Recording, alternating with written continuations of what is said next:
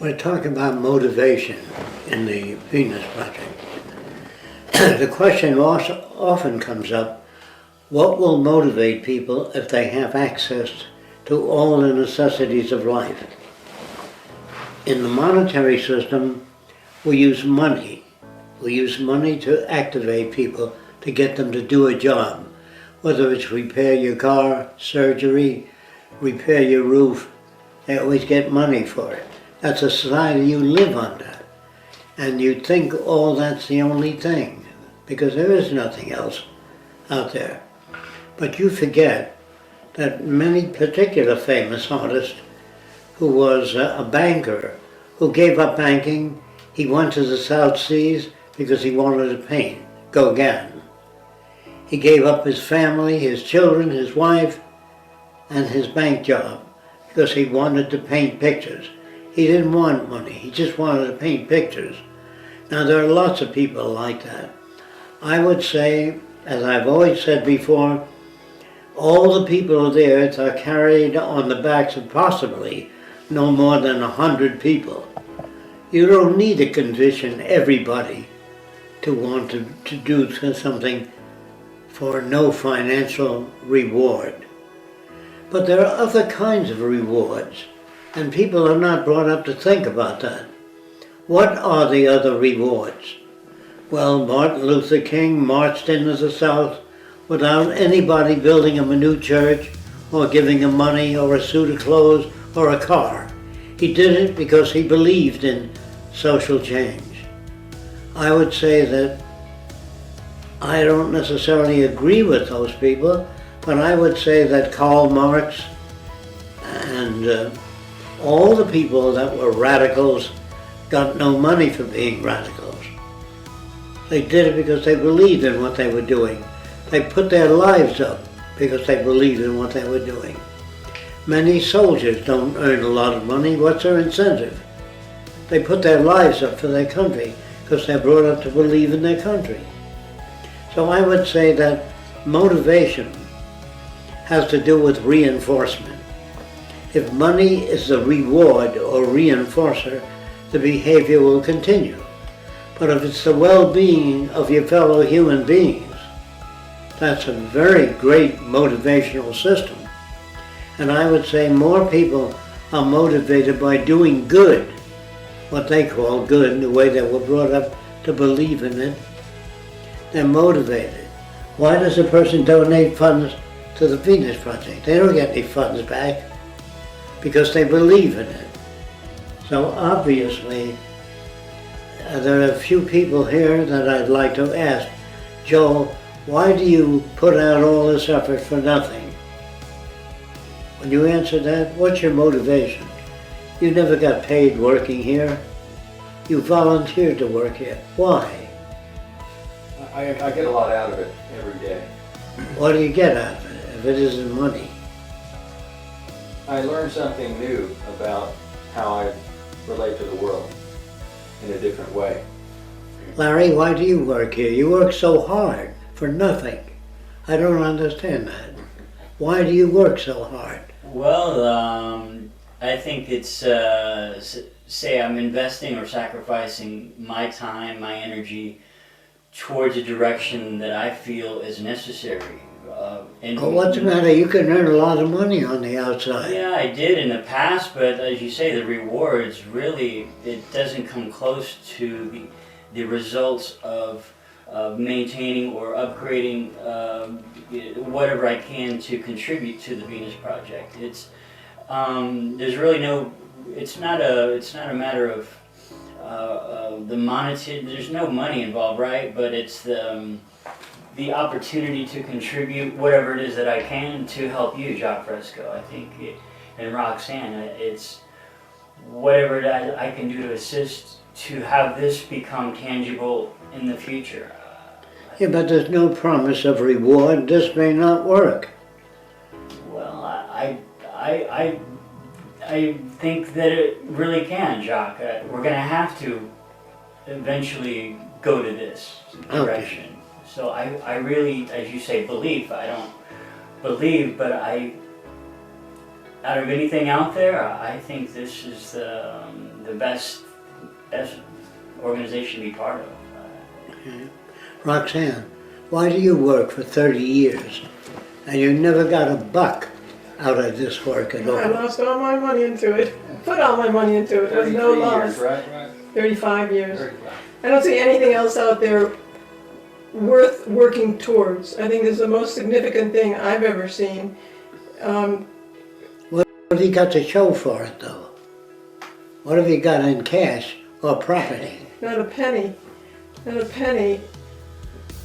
Why it's do you more work? worthwhile because I think you gave me a brain. It's gave me a platform to look at the world through that makes more sense than anything I've ever seen. It's I don't see anything else out there worth working towards. You work to yourself. You can there's no security in this system. You can save up hundreds of thousands of dollars. You can get cancer and you can kiss it all goodbye. There's this system is running the people and the earth into the ground, and I don't see any solutions within this system. The Venus Project's the only system I've seen that may have some hope for the future. What about guys like Gandhi? They worked all their lives to free India from England. And he did it not because anybody deposited anything in the bank for him. He did it because he believed in it.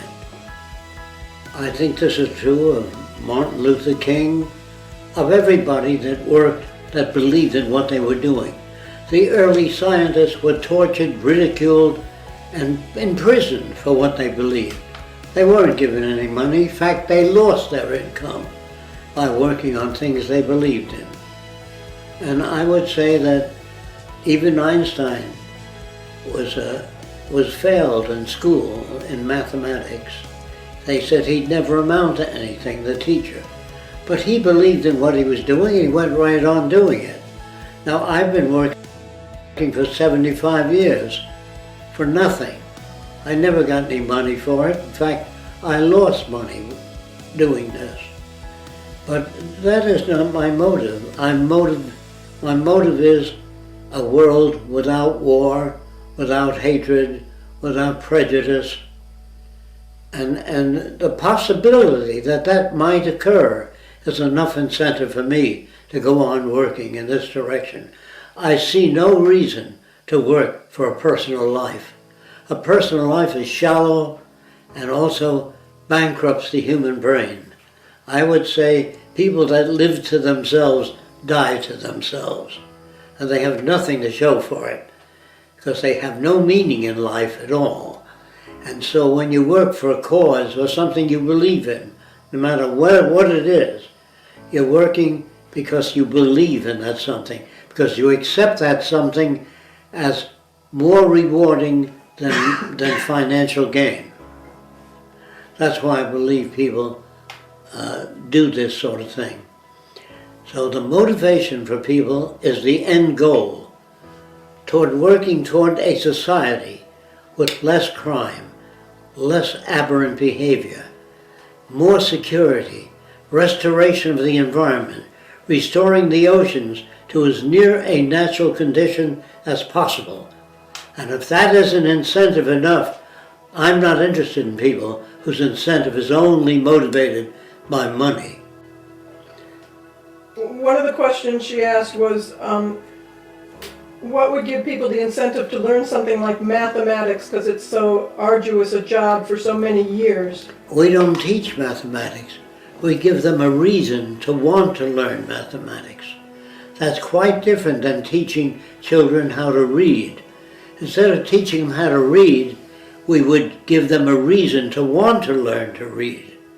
This is very different than teaching people the ABC or spelling or mathematics or chemistry. What motivates a person to study chemistry? Well, could he make a lot of money as a chemist? Not necessarily. He'd make more money as an investment banker. So why doesn't everybody become investment bankers? Why doesn't everybody become part of the establishment? You mentioned something about it's the end goal, but I mean, it's not really an end goal. Even when people have things and you clean up the environment and everybody's housed and fed, there are always other goals that people will have. They'll always be looking into the future to improve things. I agree with you. So that's I the agree with motivation. that. They're not frozen and said, we made it, we're happy now, you know, this is it. They're always looking to do something better, so that's a motivation. Okay, so instead of a person studying real hard to make money, they study real hard because they want the knowledge.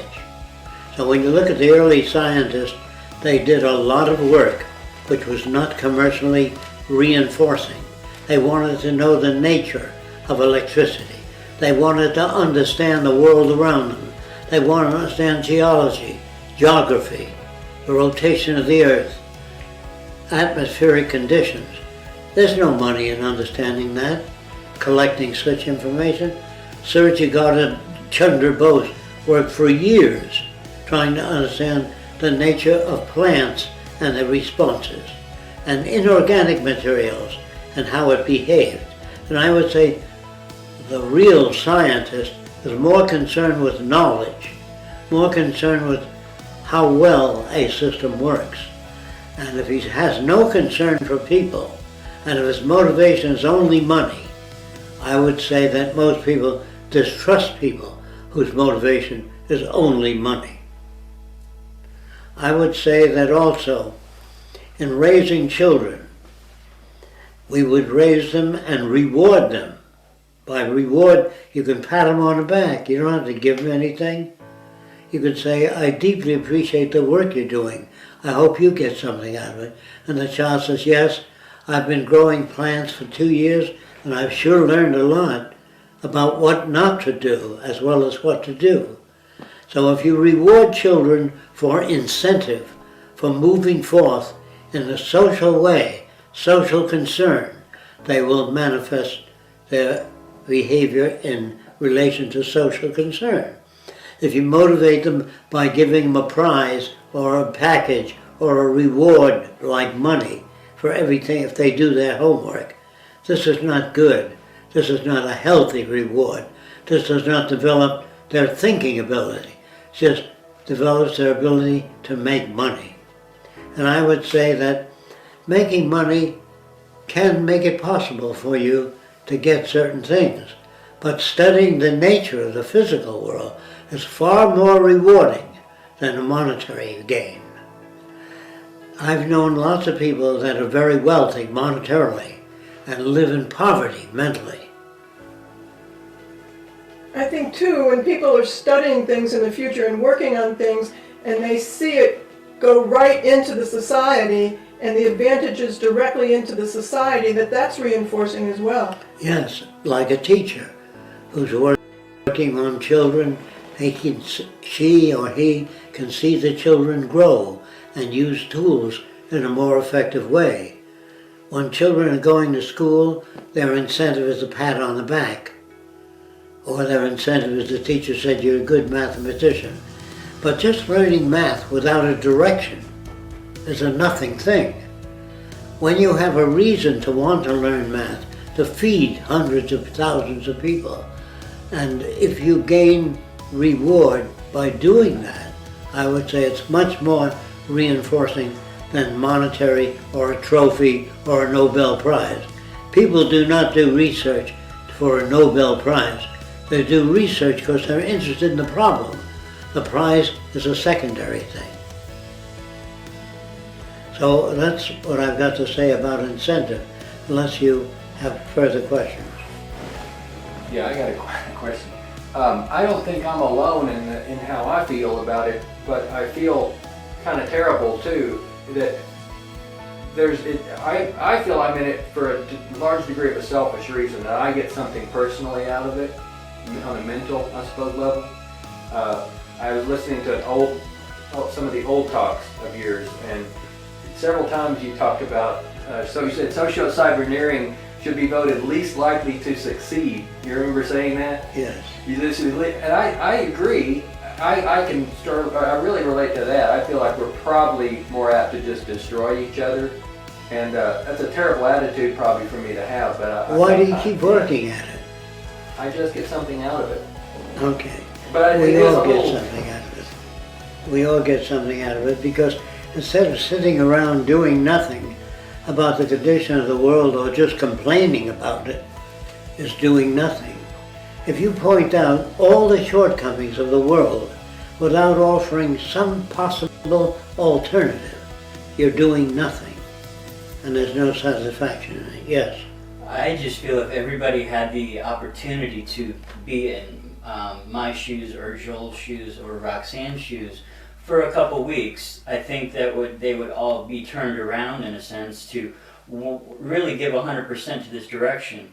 So if that's not possible, but what can we do to enable people to have that experience, to shed some new light on there is alternatives. I just don't think that we've sped up the process of duplication of this information quick enough, but we're on that track. When you talk to people, do you feel you're trying to show them another way of thinking? It's all that I think, it's all that I breathe is this, and I don't want to go back. Why would I want to go back to old thinking? What about the people of India that renounce all material wealth in exchange for spiritual growth? Yeah, spiritual, but to me that's arrested development. To me that's waiting for things to happen when you could learn the tools to make things happen That's great. through the scientific method, which is a much better approach. I wouldn't want to take that metaphysical mentality away from them, but add more tools to enhance it, to have it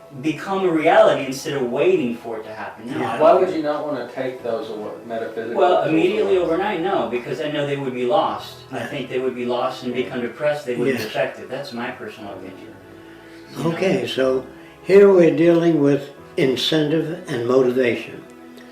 I don't have to tell you to do this and do that because in order to help this project, you take on these responsibilities.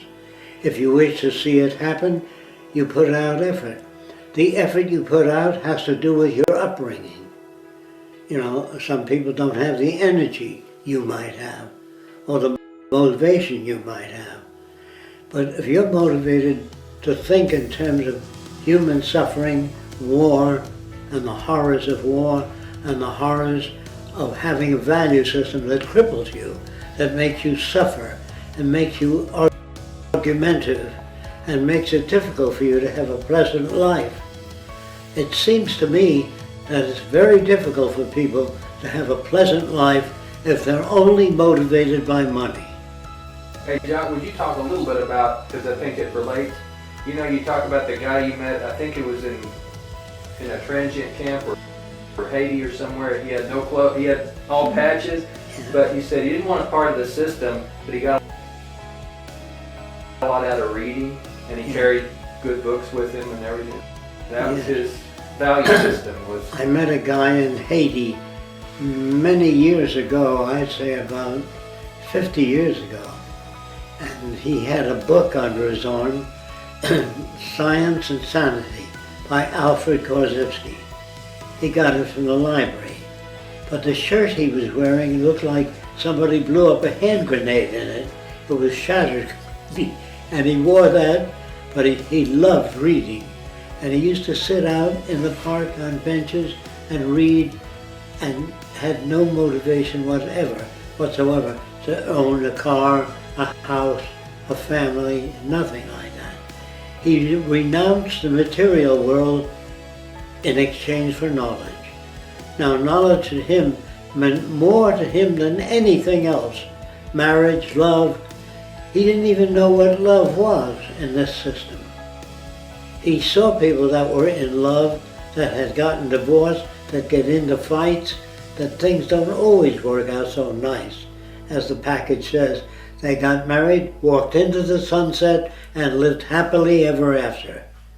I would say that's more propaganda than reality. So I would say that if you know how to raise children, if you study books like Science and Human Behavior by B.F. Skinner, you will get a lot of tools for motivating children. But if you don't read books, if you just read books on mathematics, physics, chemistry, you'll have knowledge in those areas.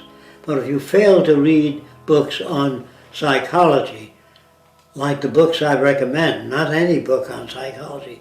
A lot of them will retard you. If you read certain books on psychology, it'll set you back. The teachings of Sigmund Freud will set you back. The teachings of many people who are respected in this society will set you back. How to win friends and influence people. Books like that are corrupt. They do not deal with winning friends and influencing people. It's motivational technology, which is good for sales only. And when you sell a lot of products, you might become neurally bankrupt, although you're a good salesman. So I'm saying there are books that can help you understand how to motivate children. And once you learn that, you'll notice that it works. And you'll know that you cannot go back to the older system and hope that your children become smart and hope that your children become creative. But if you know how to make them creative, which I have talked about in many sessions, in one instance of making my own child creative, I tell this story many times, and I don't mind repeating it again. I wanted my boy to become very creative. I said, how do you do that? So I don't know. So I read the lives of many famous people. What made them creative? I found out what those mechanisms were. And so the way it was applied, I talked to my son about animals in the zoo. And he said to me, Daddy, can we go to the zoo to see these animals? I said, yes. He said with great anxiety, when? I said, next month. Next month? He didn't like that at all, but I wanted to build a hunger in him for it. And when Saturday approached a month later, he says, we're going to the zoo tomorrow, aren't we? I said, yes, we are. And I noticed in doing that, delaying it, he really studied every animal. If I took him right to the zoo, he probably hoped the monkeys would jump around. So kids throw spitballs at the monkeys to get them to jump around, you know.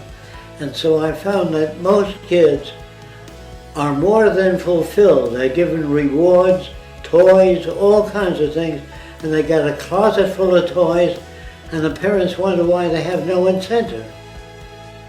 Because they haven't been rewarded for what they do.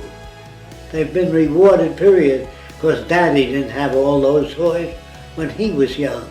So they buy the kid all the stuff they never had, and they wonder why their kid behaves like a blob. So when I took my kid to the zoo, I said, when he was looking at all the animals, when he seemed to have terrific drive towards studying the animals, I said, I have a business appointment in town. I had no such appointment, but I took him away from that when he was high. I put drawing paper in his bedroom and clay. I knew what would happen. When he came back, he saw all that stuff. He started to make animals out of the clay. He made giraffes and dinosaurs. They weren't very good. So I said to him, outside and play. He said, but I like being alone, making things. I said, outside and play with the other kids. Since he learned to like being by himself, he didn't depend on the other kids for reward, or that'll never fly, or I can run faster than you. All he met with was competitive behavior. Not all kids, but most kids. And so, that was not good. But at home, when he was making all the animals and enjoying it with a great big grin on his face, when I said out and play, I disrupted that creativity, which he couldn't wait to get back to. Do you understand? Now, he became very good at illustrating and making things. My little girl, when she was 3 years old, I wanted her to think about the environment. So I put a wrench on a nut the wrong way, and it kept slipping off. And I put it on the wrong way again, intentionally. And she was 3 years old, she put her little hands on her hips and said, Daddy, that's no way to do it. So I put her on the wrong way again. She says, I'll have to show you how. And that is getting kids to participate. I made a cardboard house, and I glued the windows on too high, and I glued the door on the wrong angle. And my little girl said, that's crooked, that door. I said, what's the matter with it? She said, oh, it's crooked. I said, I don't understand. So I'll show you. She put it on right. She put the windows the right place, the door the right place. I invited participation. I wanted my little girl to be interested in music. So I knew the girl next door that had a piano that could play. And she liked certain music. And when she sat at the piano, I told the other little girl to interrupt her when she's beginning to say, hey, this is fun. She's got a little tune, Yankee Doodle 1 2 town. When she played a little bit of something, the girl says, I have to practice again. She said, oh, gee, And so you interrupt that. And then I say, do you want to take music lessons? She says, when? But if you let them stay there till they saturate, it kills incentive. You have to understand human motivation, not the desire that your children will become smart and hope that they'll become smart. There's a way of making them smart, of helping them to become smart. Because this is what's missing in our society. Parents don't study children, but if they want to buy a house or furnish a kitchen, they get a gas range, a refrigerator, oven, a washing machine, because they know what those machines do. But if they don't know what they do, they don't miss it. If you go to a primitive or poor, impoverished family in Mexico or Africa, they don't even think of a washing machine. They take their clothing down to the river and wash it. If you showed them a washing machine, they would grin. If you showed them what it did, and they had no electrical outlet, they could not enjoy that. So the more people understand about the world they live in, not transactions or gain of material wealth, the more they understand their transactions and sharing ideas with other people, the richer they become. Now the word rich today means money and power. In the future, rich means fulfilling, living a fulfilling life, a life that has meaning to you. You always study some profession your relatives suggest that you study to make a living. Radio repair, computer repair. What do you want to do with your life? Well, I don't know. Well, you can get kids interested in anything. You can get them interested in joining the army, or killing other people, or hating Filipinos, Jews, Swedes, or Italians, or anybody, by bringing them up in an environment that generates hatred. Fulfillment means if a child is brought up in a wide variety of situations, and they become interested in situations, and you interfere with the interest. At that time, as they show interest, interfere with it, say, we have to go home now. Because I like to watch those animals. I liked watching that movie. Take them out of it sometimes. Then you want to get back to it. And they want to get back to it and watch it differently than they watched it before. But if you don't know what motivates people, it's hard for you to know how to generate incentive. You buy them a book on math. Well, that doesn't generate incentive. You buy them a book on strange animals in the world today.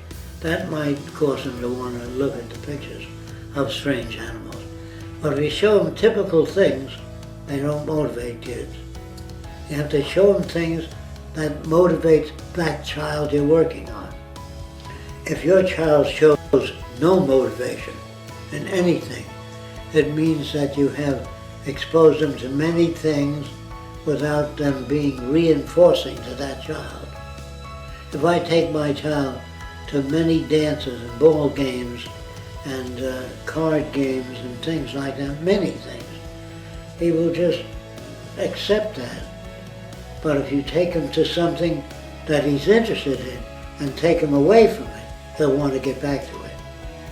So that is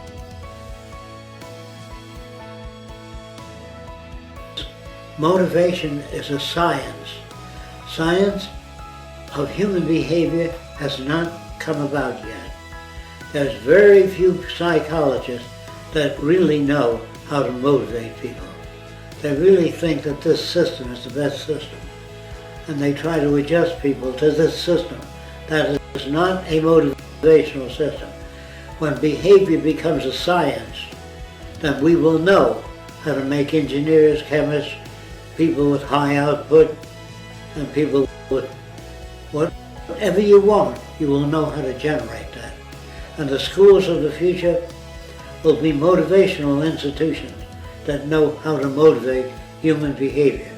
So although people have access to the necessities of life, they are still unfulfilled in questions that they want to know about.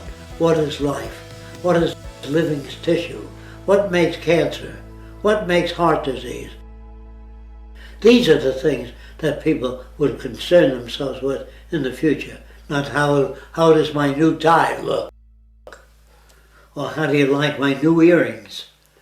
That's not any healthy motivation, that's decadent motivation, or negative motivation.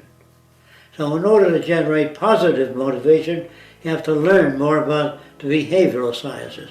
Look at our website. We have a lot of books we recommend. And if you wish to learn more about it, look up those books. Check them out of the library if you can't afford them, and read them if you want to know what moves humans.